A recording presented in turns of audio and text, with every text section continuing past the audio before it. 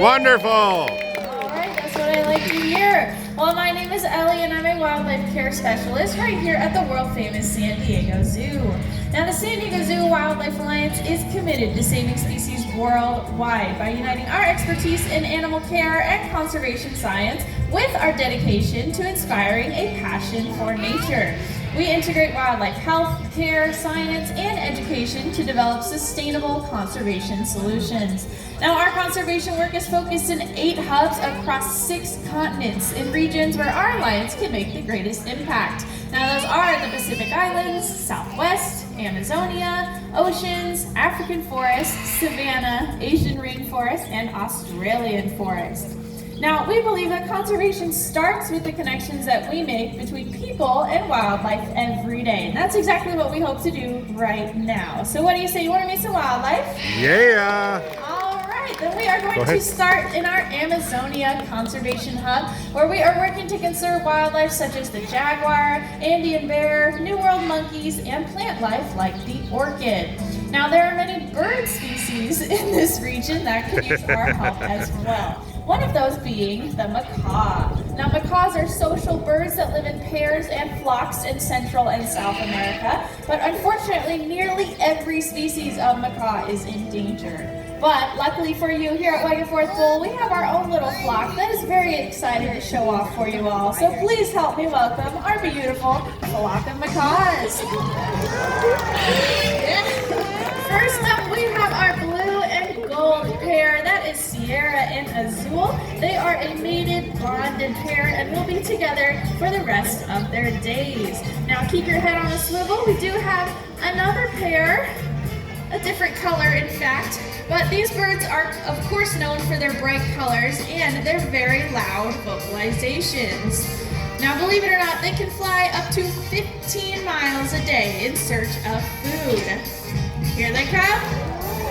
This is our scarlet pair. That is Cielo and Sol. Great job, you two.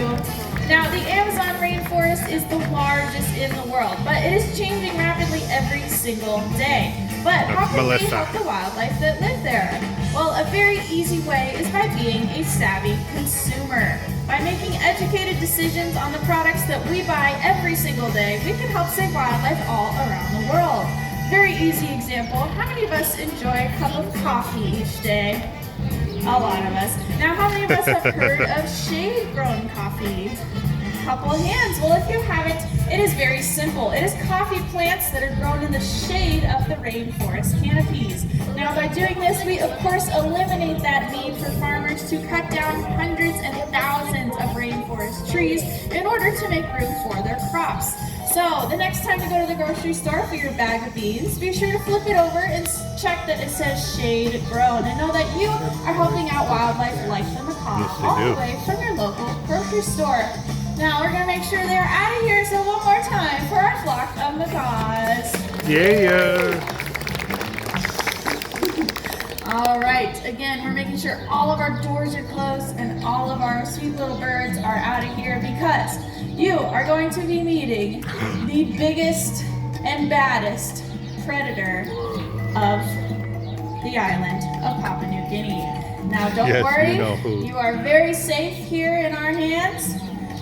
And with them, we have 2 brothers coming out. Top predator of the island of Papua New Guinea. They spend more time there than here. Please help me welcome our very handsome brothers. This is Zildjian in the front and his brother Piccolo right behind. They are our New Guinea singing dogs. They're old guys. Yeah, pretty amazing. Yep, thank you, Piccolo. Now, none of that was a lie, everyone. They are the top predator of the island of Papua New Guinea.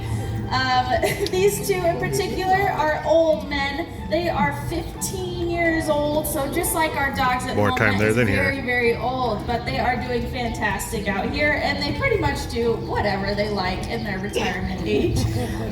But they get that name, this New Guinea singing dog, from their very strange vocalizations. Now, it's not quite as beautiful as a wolf's howl, but it sounds more like a whale song. Now, in their older age, they kind of just bark when we ask.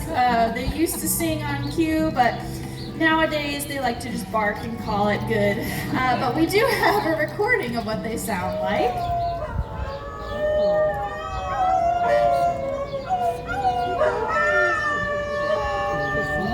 Beautiful, right?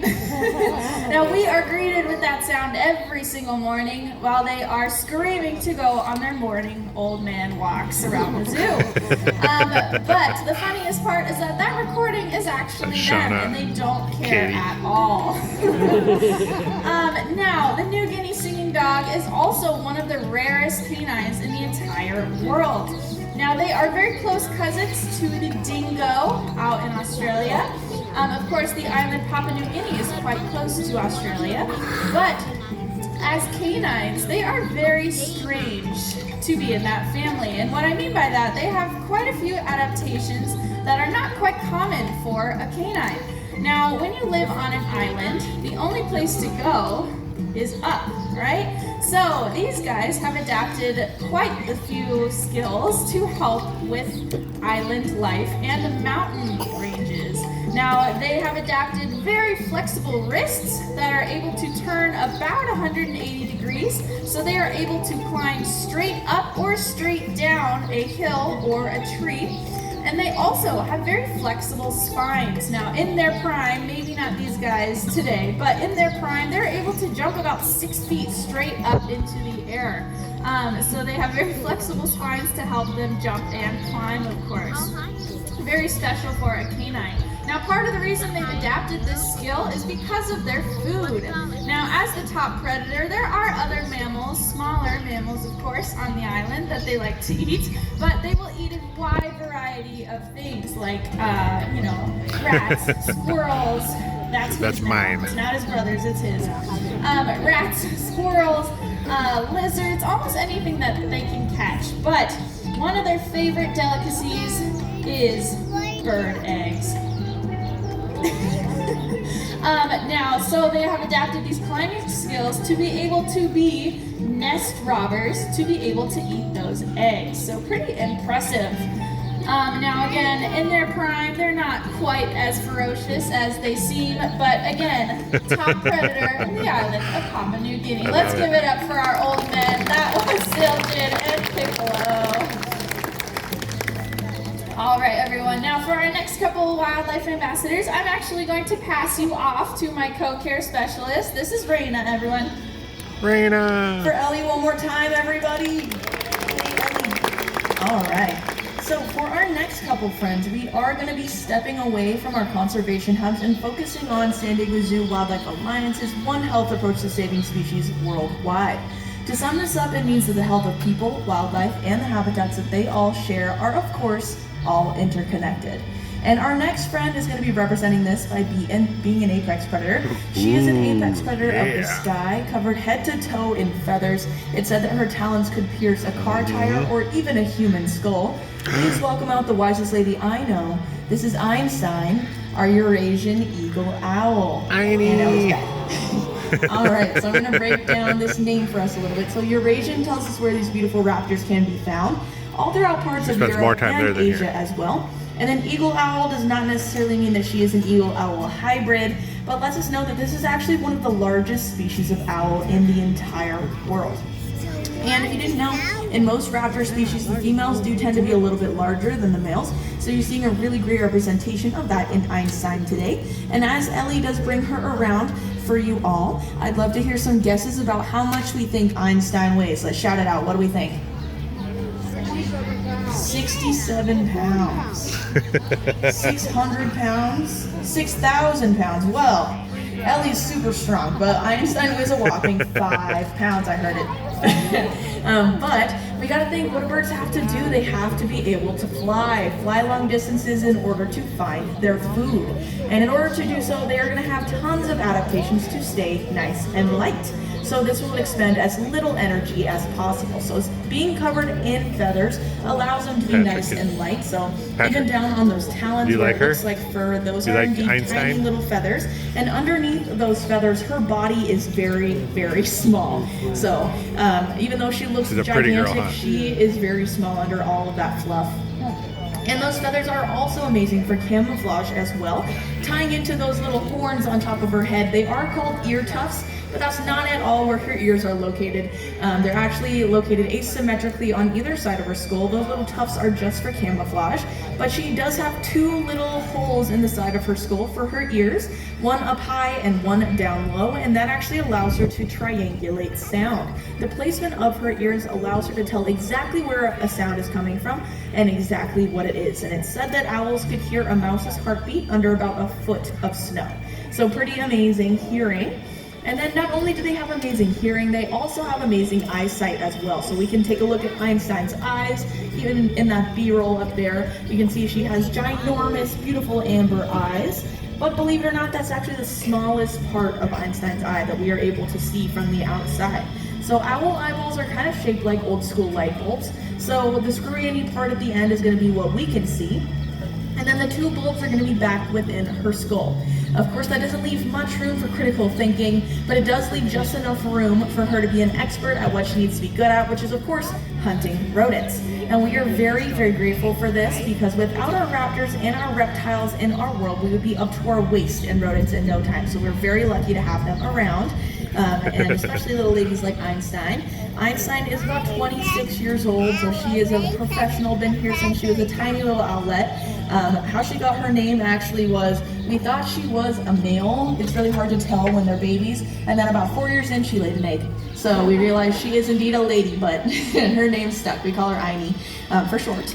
But I did mention 2 owl superpowers, but believe it or not, they actually have 3. So their third superpower is tying back into those feathers. I'm sure we're all geniuses here who've seen tons of feathers in our day. In most species of birds, they have feathers with filaments that are all Velcro together like this. If you move your hands really, really quickly, you can hear a little bit of air resistance there. Owls actually have split ends at the end of their feathers. So if you move your hands again really, really fast, you hear nothing. So that's how they have the air pass straight through their feathers, so they can fly silently through the air and sneak up on their rodent prey. They can even carry prey up to 2 times their size, so pretty amazing. And if you want to keep owls around in your own backyard and making sure to encourage them to come on closer to you all, you can do things like implementing owl boxes, because they are nest borrowers, not nest builders, and making sure we don't use pesticides that could work their way up the food chain and harm beautiful raptors like Einstein. Keep them around for a long, long time. But let's give it up for Einstein, and Ellie did a great job on out here. All right. So we are going to be meeting another apex predator next, staying in that One Health approach to saving species worldwide. And we did just meet some very small little canines, and we are going to be meeting the largest species of canine in the world next. So with that being said, everyone, if you could stay in your seats, make sure that they feel nice and comfortable out here, so they can stay out here and say hi to you all. We would definitely appreciate that, because we are going to be meeting the largest species of canine in the world, used to be the most widely distributed as well.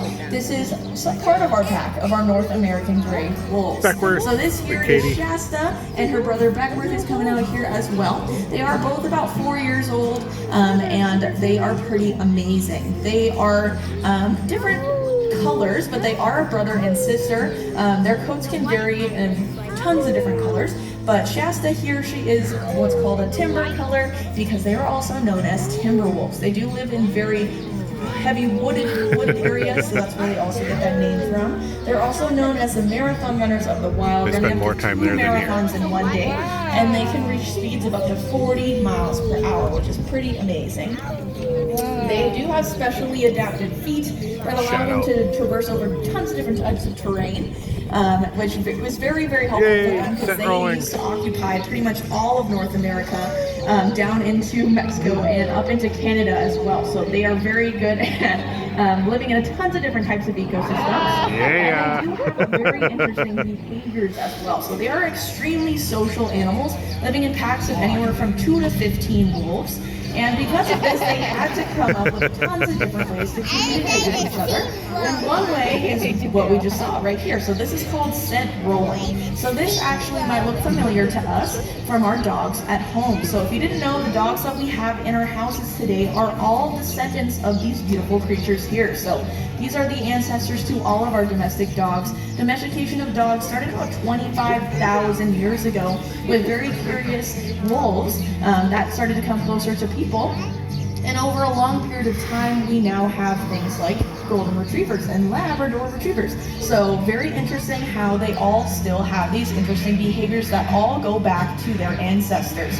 So the reason behind this behavior, there's a couple of them. So one is going to be bringing back sense to the pack. So if they find something that's interesting to them, they will roll in it, say a carcass. She's like, I don't want the they water. will roll in that and then bring that scent back to the pack, tell everyone what they found, and then bring them if they want to go check it out further. Another very interesting reason behind this is going to be kind of using it as a disguise, a tactic for hunting.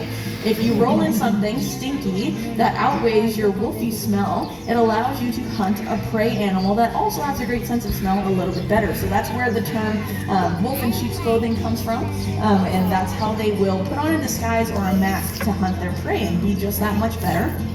But they also do communicate with each other using a variety More of time there different than sounds, whether that be barking, growling, howling, even using body language as well. So they will pin their ears back, they can put their heckles up, they can use pupil dilation as well. Very interesting. We used to think that we knew exactly how the hierarchy of wolf pack behavior works, but we now know that it's actually a lot different than we had previously thought. So it's actually a female and a male that will mate for life and then continue to have litters of puppies that will teach Bye, each other Katie. the Bye, ropes Melissa. of being a wolf, Beckworth and and then once Shasta. they're mature enough, they'll go out and find their own families to join. So it's very interesting. We do have a true family wolf pack here with those two little ones, and then their true uncle Shadow, who is almost 12 years old, lives here as well. He's in the back getting a little break from the rambunctious puppies right now. But they did a great job on out here. Let's give it up for our wolves. Very lucky to show you all the funny side of wolves. I know that they're often characterized as aggressive and scary animals, but in actuality, they are extremely elusive and very funny. So lucky to share all of that with you. But I'm going to sum it up here for us. So the San Diego Zoo Wildlife Alliance is creating a world where all life thrives, and never has this been more important. As first responders in the field, we are there applying a century's worth of knowledge to global conservation challenges. We hope to inspire all of you to create a world where all life can thrive and people and wildlife can live in harmony. Of course, conservation is at the heart of everything that we do here, but we really cannot do it alone. We need dedicated allies like all of you. So you can join the San Diego Zoo Wildlife Alliance by, of course, becoming a member, helping to support some of our amazing conservation work worldwide, or even by volunteering your time and knowledge here. We would love to have you on behalf of all of our wildlife and staff. So we really hope that you learned something that inspires you to take action in your own lives today. Hope you learned something new, and thank you all for coming out here, being allies for wildlife, and wanting to educate yourself further on conservation. So hope you all have a great rest of your day here at the world famous San Diego Zoo.